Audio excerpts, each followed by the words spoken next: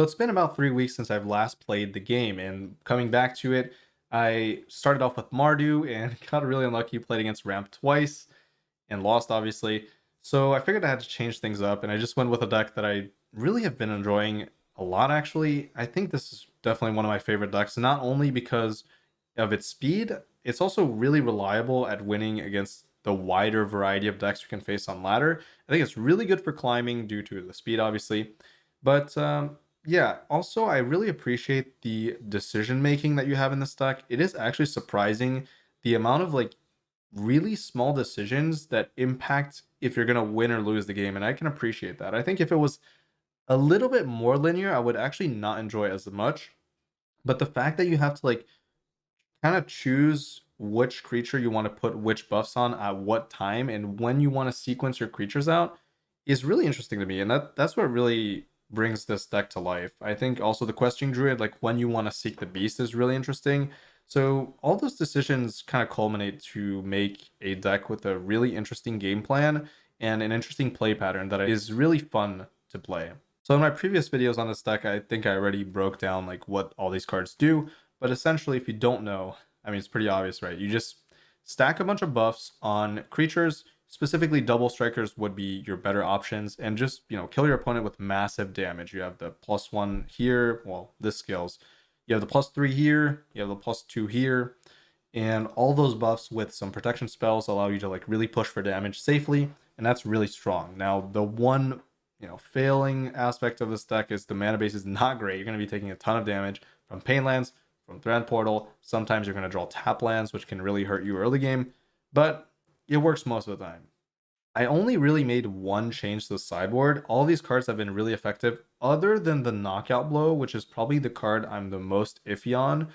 And I guess the Dreadmaul's Ire I'm also kind of, iffy on. I'm not sure if it's necessary to play these cards, and I would maybe consider adding another Squee potentially, because Squee is really good, actually. I've played with it, a tiny bit. It's a recent addition, and it has felt really strong at continuing the pressure when you lose your early game creatures. This is really good at like pushing your opponent to have another answer after they already answered your previous threat. So it's really good at like keeping the pressure up and having another thing that you can bring out your graveyard eventually as well. So it's really good over the course of the game, and specifically on turn 3.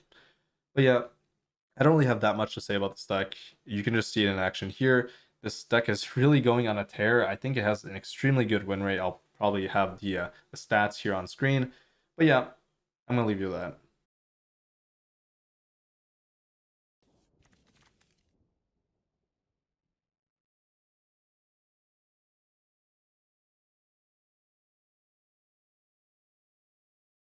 I almost feel like this is keepable.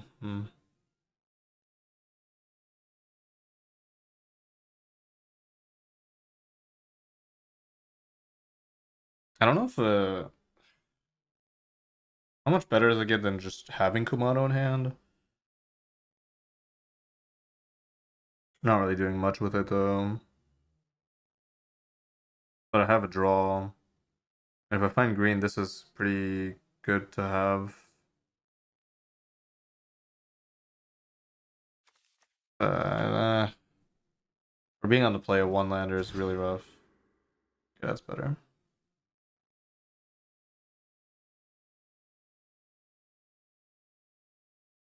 We can work with this. Hopefully.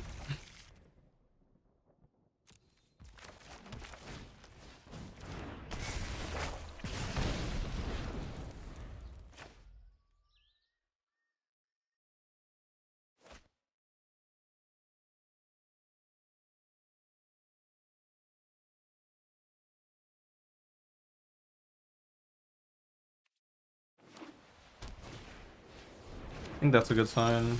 Usually these types of matchups are good.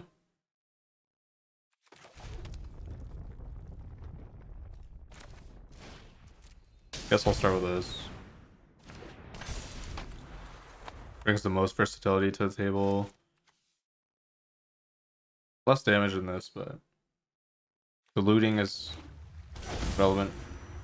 This is mono white. This should be pretty easy on average.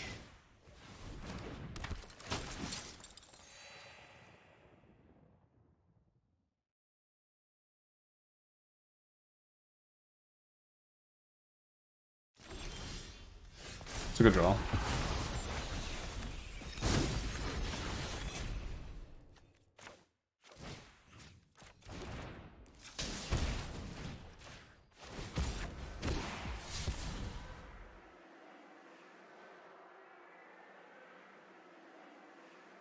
I don't think the Swift Sphere has much utility here.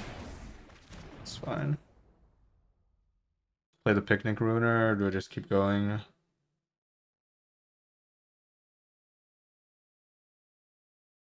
Keep pushing for damage. I mean, having the second double strike on the board could be really good, though. I should probably play it, yeah. Seems like a mistake to not play it. And you usually need red here. But I guess we never know if I'm gonna play two green things. Yeah, I'll do green. Actually, let's attack first.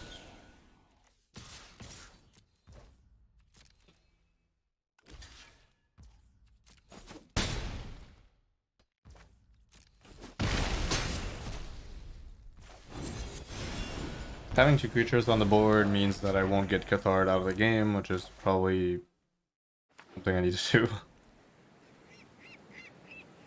Ah, they have blue as well, okay.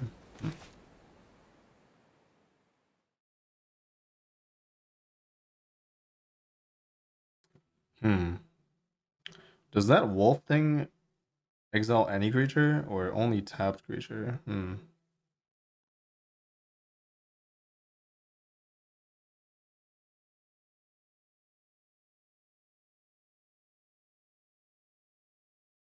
It's a little bit bad, actually. I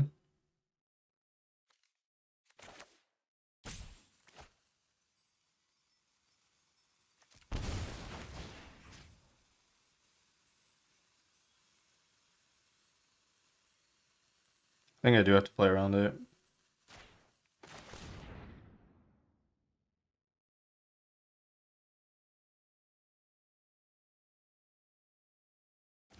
Assuming it does what I think it does.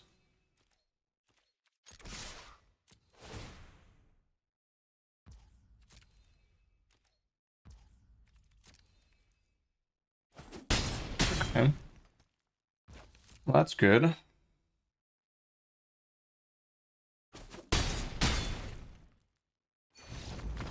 Not really sure what happened there, but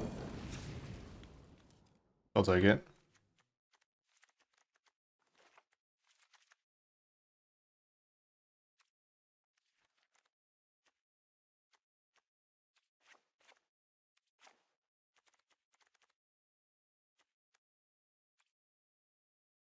I don't think Swift Sphere is that. I mean, it's not. It's actually. I mean, also Kumano is not that good in this matchup either. Most of the time, Kumano's good against like more mid-rangey or slower decks. Maybe just cut a few things and just start boarding in like things like Angel Fire, maybe like one protection spell. I think Tavar's stand could be useful if we go into like a big stalemate.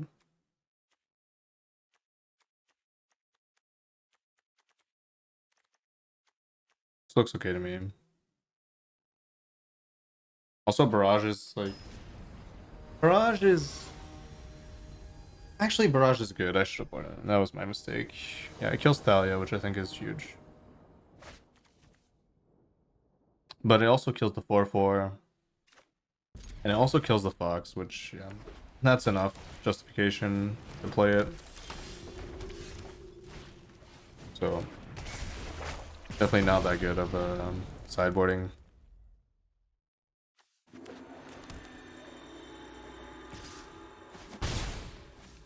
At least I know I'm gonna potentially playing as soldiers, right?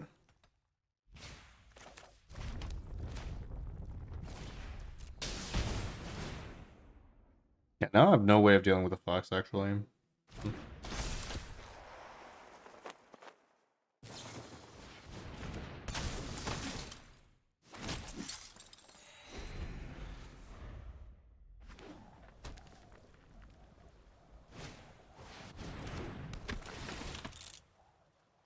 That's okay.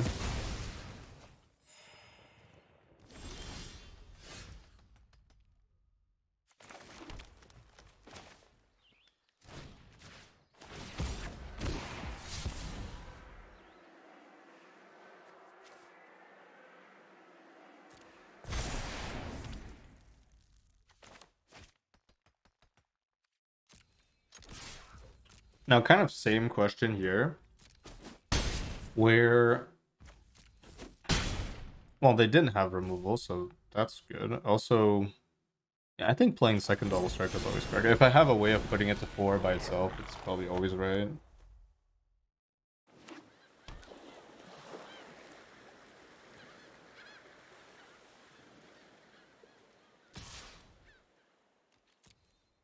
Four force coming down, probably. Not really a threat here. That is annoying.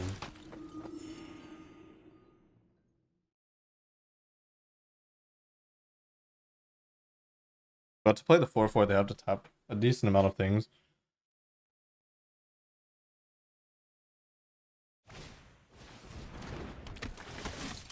Okay, that's kind of annoying.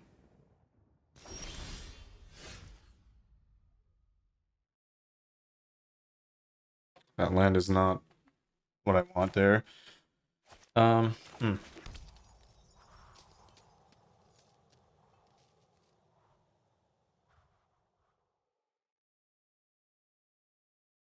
Well, they only have 1 mana up, actually. I should be totally safe.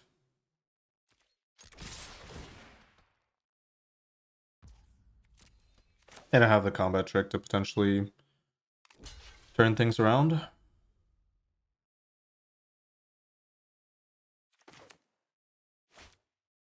Yeah, I have to go for it. 1 mana, is there really anything? Could be like a Ganjo, but they already played one. Yeah, not that likely to have another.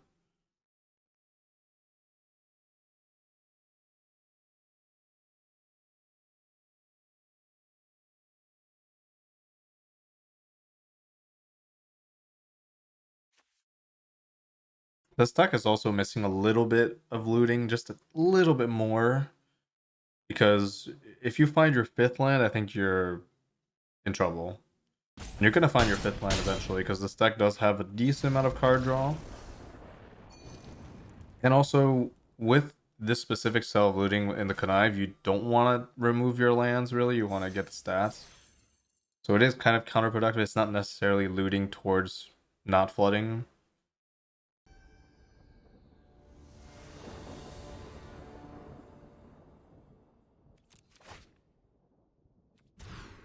Probably can't keep that. This is keepable, but unfortunately we have a tap line. It's not a huge deal because I have 2 1-drops. Still annoying though.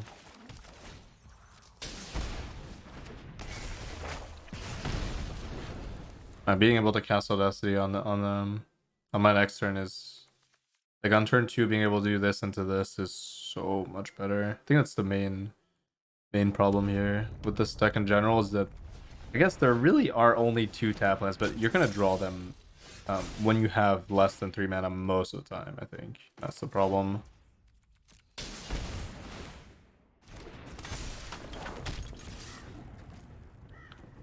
But you have to play it, and there's only 2 of them, so it's not that high of a percentage chance. Whatever. This looks like a decent matchup. I'll see if I can, like... The stumble is pretty rough here, I think. It's my main problem.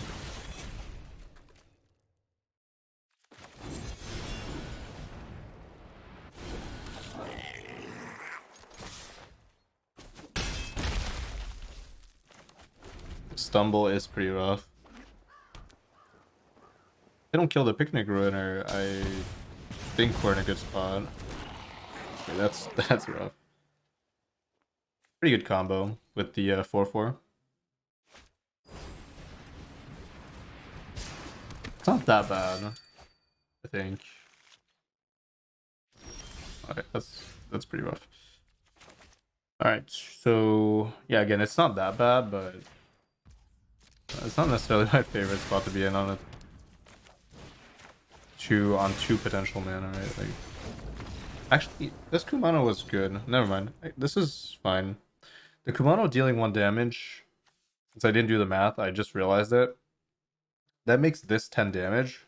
which means that they can't do the double block, which would have been like probably best case scenario for them.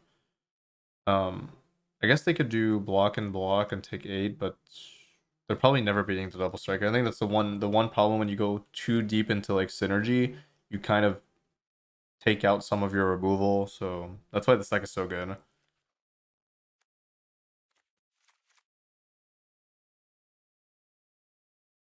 A lot of decks are kind of pulling back on removal because they have so many broken things to do with their creatures.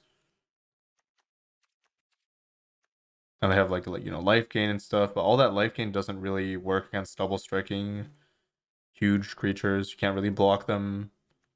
So the things you're relying on, you're mostly relying on combat, is kind of ineffective against double striking creatures, which makes this a lot easier.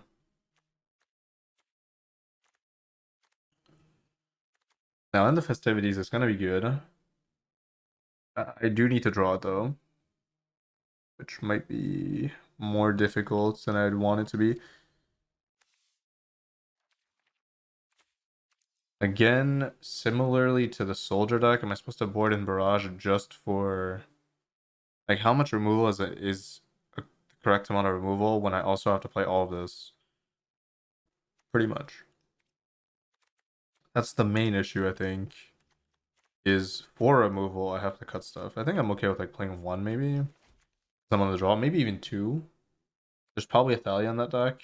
Yeah, maybe even 2 because there's probably a Thalia on the deck. Maybe even 3 because there's probably a Thalia on the deck. Does that mean I'm just cutting all the Kumanos? I can see that. Just because it's a bad top deck. Just go for more controlling. Can I afford to do that? Is that a good play?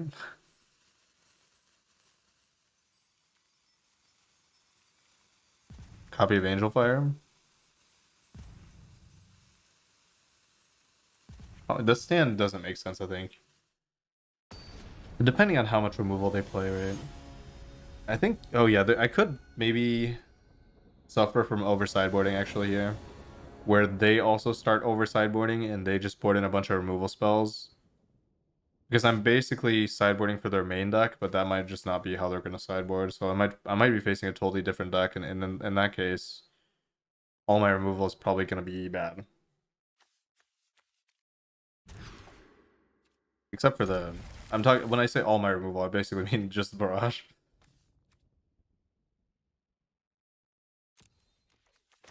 Because this is always good.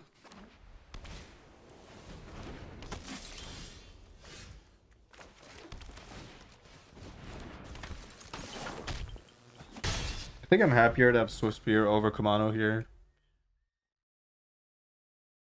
Because I don't want to play the Druid. I'm trying to go for like a slower game plan, right? Okay, they play the 2/1/1s, they play the 4/4. I'm not doing so great when that happens. Okay, they didn't play it. Okay. That's good. That's good. Ooh, actually, I maybe made a mistake. No. No, it's okay.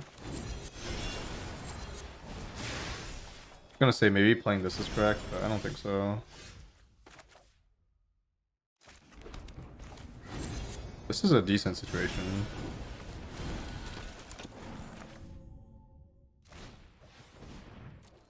Maybe using this too soon, but I think it's correct to play it here. It sets them back a decent amount. Could have also barrage though.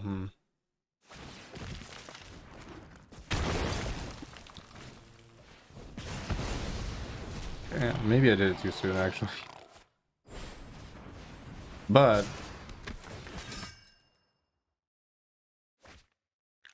it's so tough for me to time that against their deck. I don't know when the correct timing for that is. I don't necessarily think there is a correct timing. I think that's the problem. Is that no matter what, if they play it correctly, they don't have to overcommit into that. Although if they don't know I have it, maybe they would have. So what should I have done instead? Just cast nothing? Probably, yeah.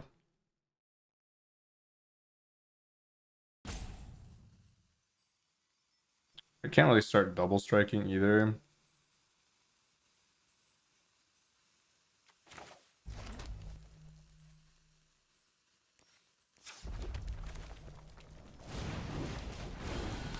It's a very weird spot.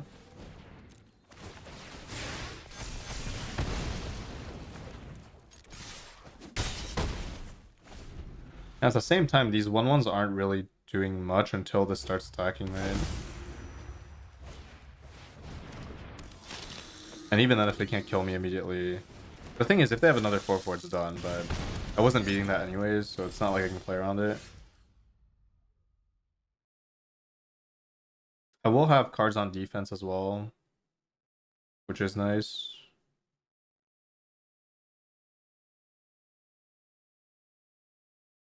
So the play is probably gamble on this Picnic Ruiner going through. Yeah.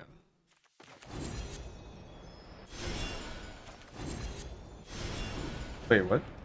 It actually counts both my... That's...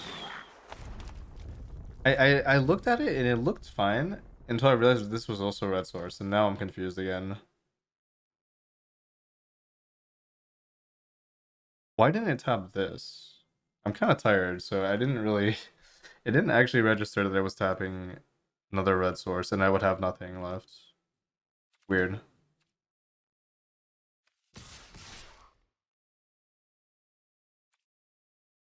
I don't think I mind losing these if it means they're losing most of their board.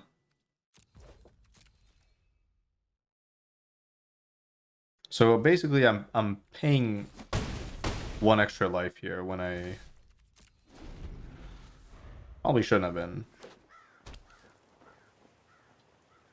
I might die here. It's possible. Jesus. Okay, that's a really good spell to play in that deck. Jeez. I would definitely be playing that if I was them, so...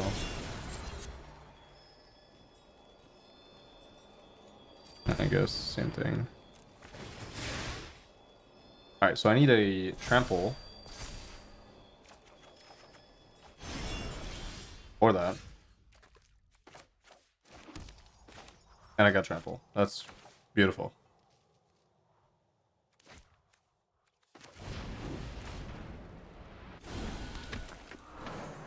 I never would have thought that there would be a matchup where this card is this effective. But here we are.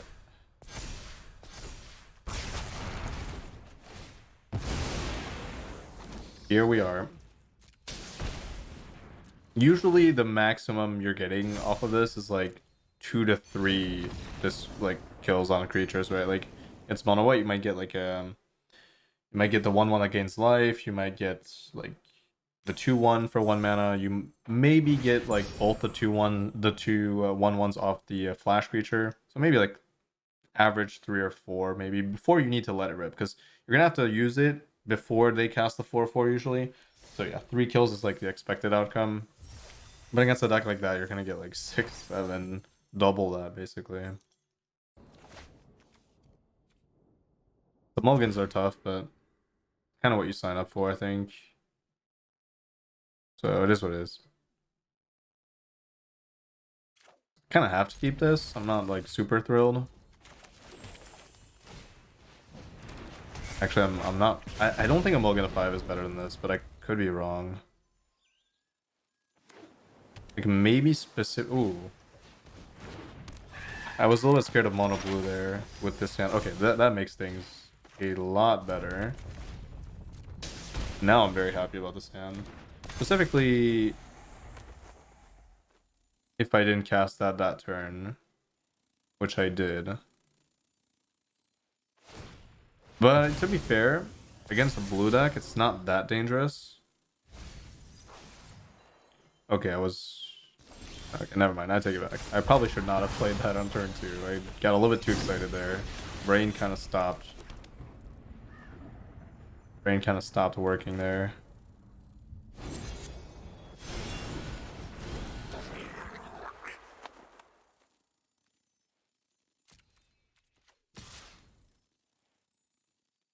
Could see trading for that actually being okay.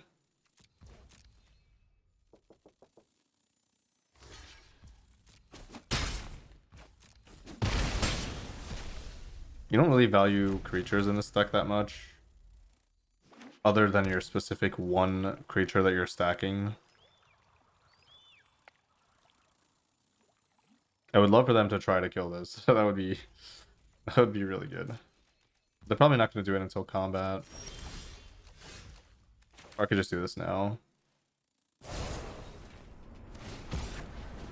Which is just lethal, I think.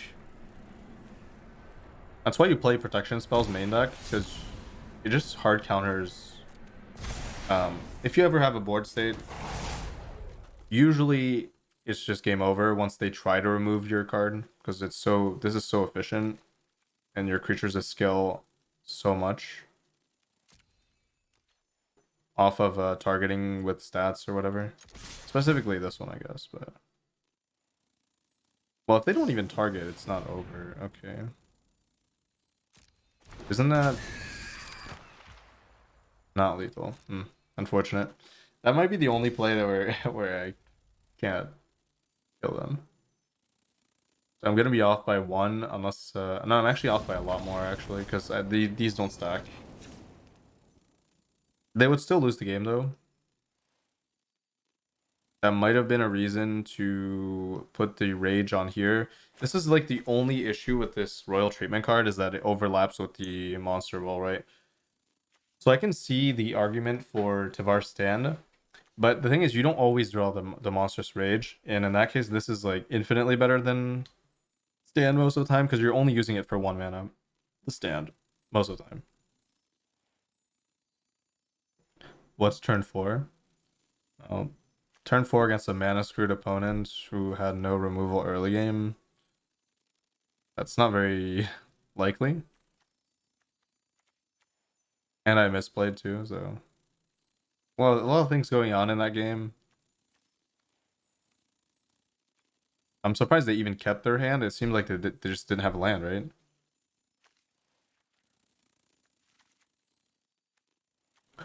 So hopefully not Esper, and this is just Gruul, and in that case, we're okay. I think you just play like probably a few copies of Festivities just to get the card from the bat back, and also they're playing Malcolm, so is that better than playing? Yeah, it does do 1 damage to face as well, which I think is relevant.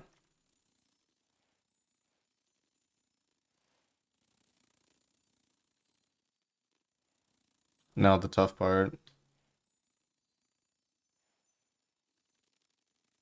The tough part is, I think it's Kumano. I mean, it seems like the most reasonable. Also, Anger is not necessarily that good, but I think I need to keep everything that buffs. Should be a lot of removal in this deck, though. I think on the draw, cutting Kumano is fine. But it's also, like, just the fact that it's a 2/2 is not that good against, like, the 2/1s and the 3/3s that are going to be coming down, while this can scale up. But it is a better turn 1 play. God damn. I think I'm gonna try cutting it. I think it's wrong. Actually, I should probably not do that. Okay, but I don't have time. What I should have done there is kept the Kumanos in, tested that out, instead of going for like what I think is more reasonable.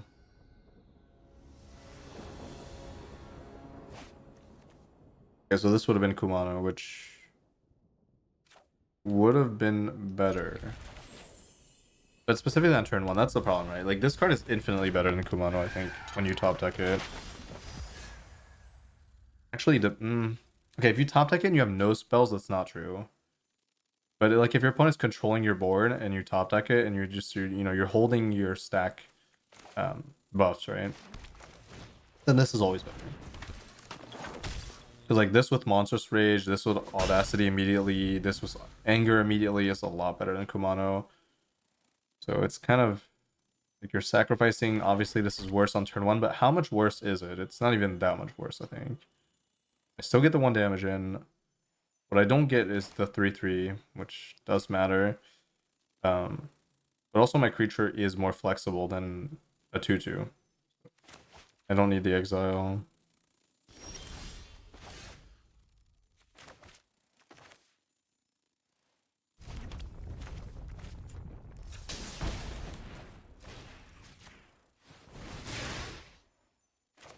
I like that they're playing into my royal treatment. That makes me happy. This turns this Swift Spear. Okay, this is a lot better than Cubano. This turns this Swift Spear into a removal magnet, which does make my other cards less susceptible to removal, which is nice. Kind of same problem where I have double roll, but shouldn't be a huge issue. Hopefully. I just put the roll on something else.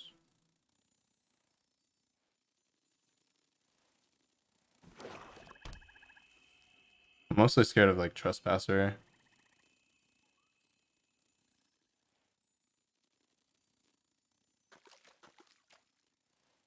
Actually, I'm not. No. Anything that blocks Squee, I think I'm scared of.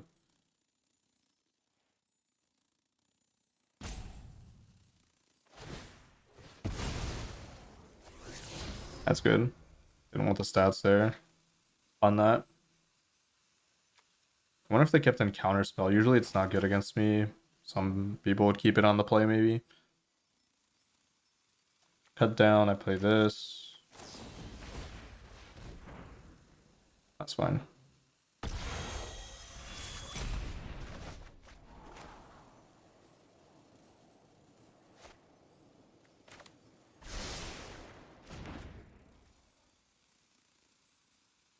Hey, Jim Bob.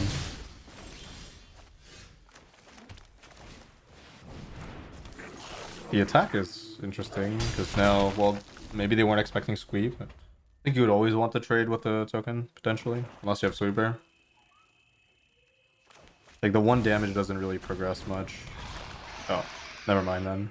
Then you'd always want to keep this around, probably. Okay, this is... This is getting... Actually not that scary. Thanks for the sub, Jim Bob. Appreciate it, as always. Thank you.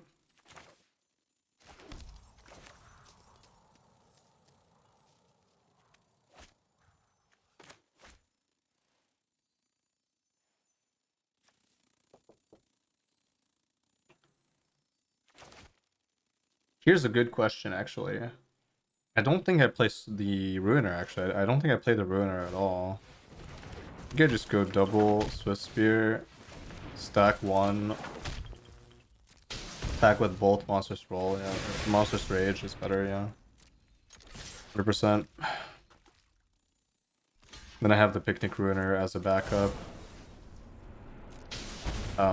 As a backup spell, like the actual 4 mana spell, to stack these even harder.